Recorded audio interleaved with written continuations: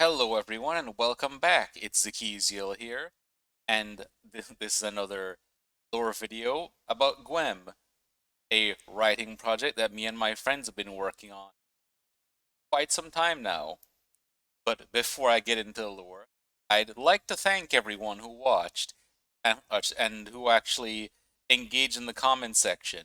I really appreciate it, you guys.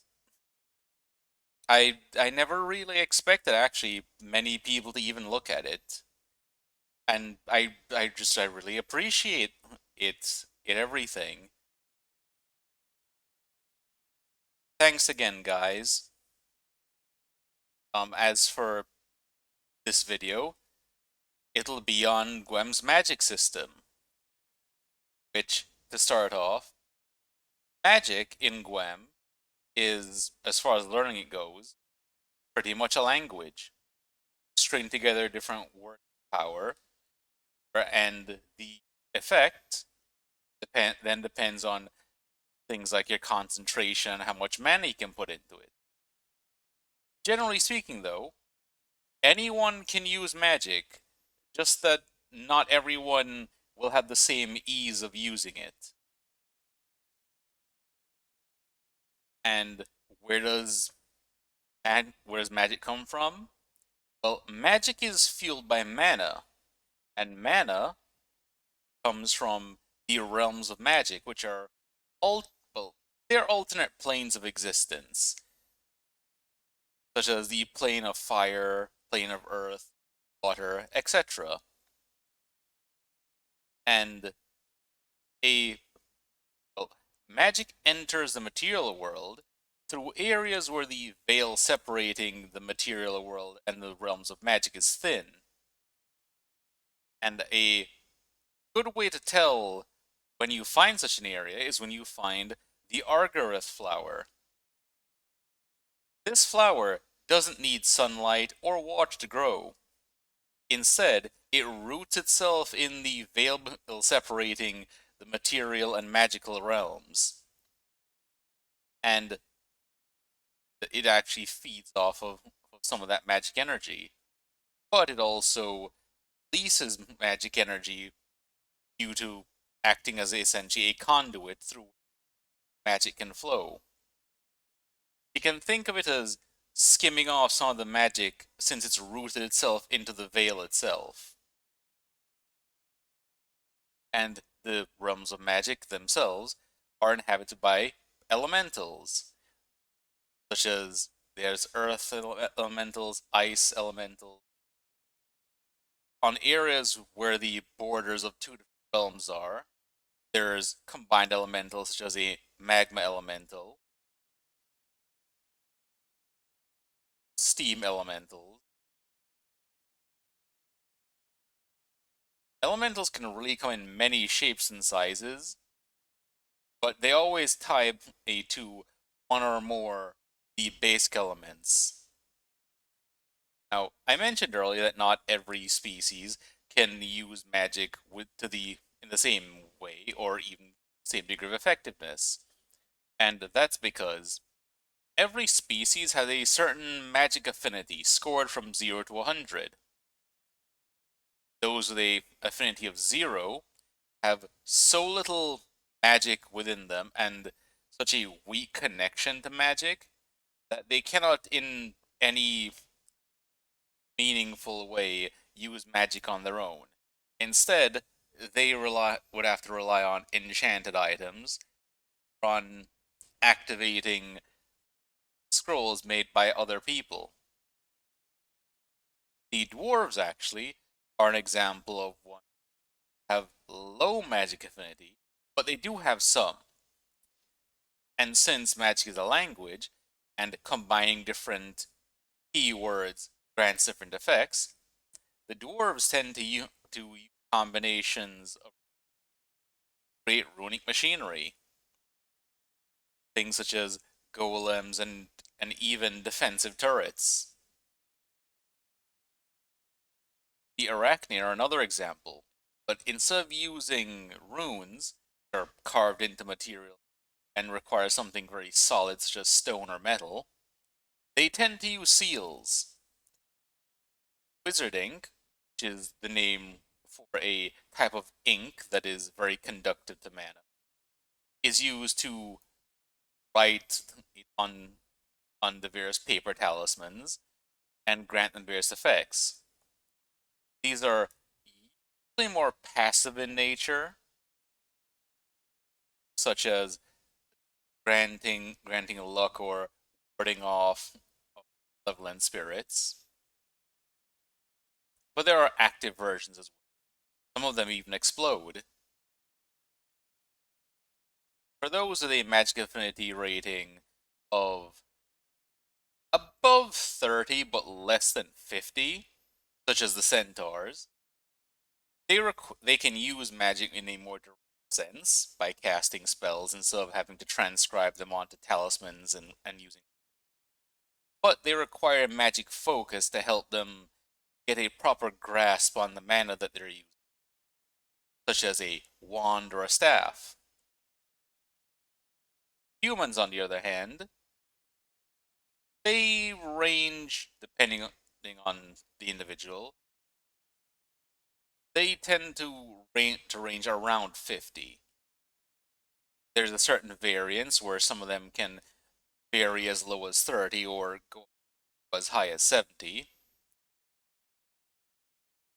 But on average, humans are a 50 out of 100, which means that they can use magic without a staff of any sort of focus. Granted, having a focus helps them, but they don't strictly need it. There, of course, are also magical creatures such as Kitsune and Fiona. There are many more, but I'm using these two as examples for the purpose of this video. And they have a magic affinity of 75. They have some inherent magical abilities, such as the Kitsune, being able to use illusions to charm people, creating small fiery wisps called foxfires, and even being able to shapeshift into foxes. But they're not really going to be doing much outside of those, because magical creatures, despite having a rating of 75,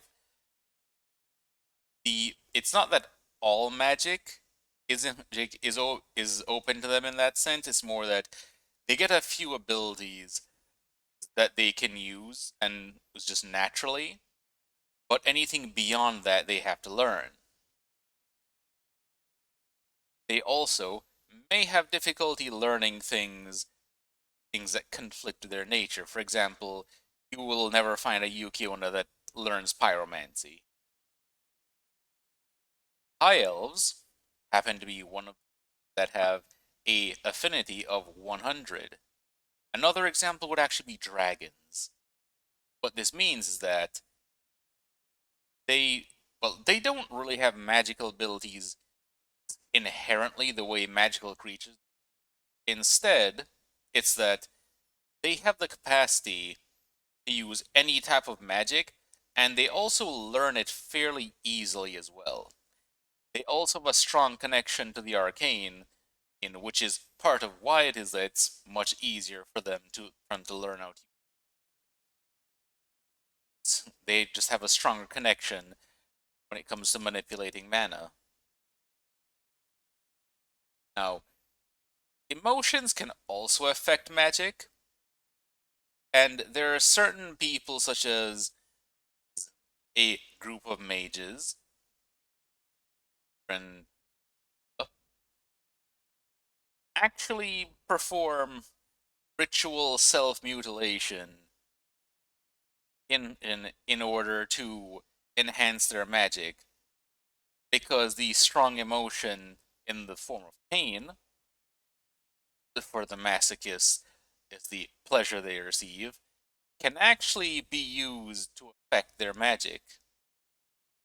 Strong emotion in general can affect magic, but the way it doesn't necessarily make it stronger per se, as it is Well, using emotion-fueled magic would be the equivalent of smacking something with a sledgehammer, whereas casting more calmly is an act of greater finesse. So it'd be easy for those who don't know to make the assumption that, say, casting fire magic while in a fiery rage would make it stronger. And in a similar vein, actually, the Knights of Avalonia actually learn how to harness magic based on their emotional states. For example, the Knights of the Western Flame use their passion to fuel fiery swordsmanship. Now, there's different types of magic, starting with the elemental types, which would be air, lightning, earth, fire, water, and ice. There are, of course, combinations of these, like I mentioned, with the magma elemental. Magma, in that case, being a combination of fire and earth. There's also arcane, which is pure, well, it's magic in its purest form. But with arcane magic, you can do things such as increase or reduce the effect of gravity. A experienced arcane mage actually is is actually capable of messing with some of the forces of the universe, which can lead to some problems, as one can imagine. And one of those problems, actually, that may have to be dealt with is in the form of that arcane magic can lead to chronomancy, which I will get more into. But there's also what some may refer to as exotic magic types, such as light magic, shadow magic, and chronomancy, which is a derivative of arcane. Now, both because out of character, chronomancy can very quickly introduce a lot of problems, and also because it's something that's very abusable outside, like, in terms of character roleplay, and not just because of the narrative consequences of being able to mess with the time stream. I did create a group called the Tempest Fugit, who are, the simplest way it can be put is, they're the time police. They are the only practitioners of chronomancy, and their jobs are to maintain the different timelines and make sure that certain key events that should not be altered, as they do, and to ensure that any new chronomancers that pop up either join them or are put in time prison to make sure that they can't misbehave. There's also divine magic types. Divine magic is different than other magics because you can only learn these in Guem if you have the favor of the deity that is responsible for that type of magic. For example, death magic, you have to be a follower of the goddess of death, Mortis, in order to be allowed to use it. And most divine magic is also not cast using traditional spells, but instead through a theurgy, which is more like a prayer. First, there is holy magic, which is another divine. This is what most priests and paladins use. There's also is more, it calls upon certain various spirits, and these spirits are from another realm than the traditional realms of magic. Rather than being based on a specific magic type, these spirits tend to be tied more to concepts. For example, one may find a in a blood spirit that those who work will give them hemomancy.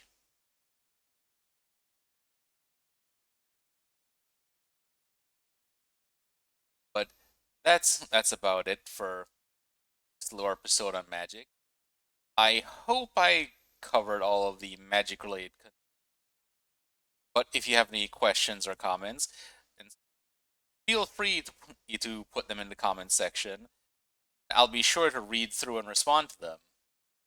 And I hope you guys is enjoyed watching. And it really does mean a lot to me that you guys have interest in this. But have a nice night, everyone. Bye.